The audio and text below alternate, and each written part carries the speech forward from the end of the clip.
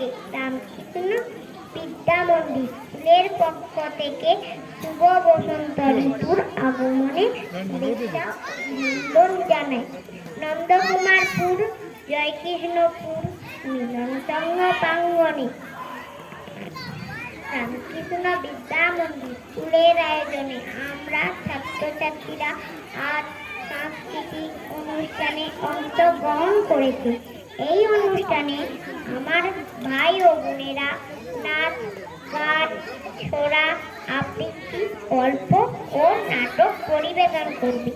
We are student, আমরা ছাত্রছাত্রীরা, আমরা শিক্ষার্থীরা, আমরা শিখছি।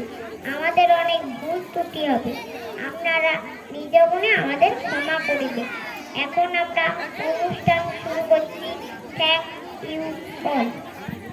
Very good. পিউ ছোট্ট সঞ্চালিকা সে শুরু করে দিয়ে গেল দ্বিতীয় পর্বের অনুষ্ঠান। এবারে এই অনুষ্ঠানে বক্তব্য রাখছে শ্রীরামকৃষ্ণ সম্বন্ধে, অর্থাৎ শ্রীরামকৃষ্ণ কিভাবে জন্মগ্রহণ করেছিলেন সেই সম্বন্ধে ইংরেজিতে বক্তব্য রাখছে সৃজন মণ্ডল, চতুর্থ শ্রেণীর ছাত্র। Namaskar everyone, I am telling something about Ramkrishna.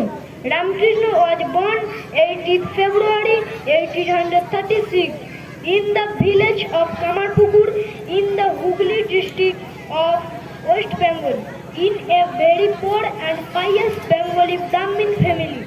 He was fourth and the youngest child of his parents.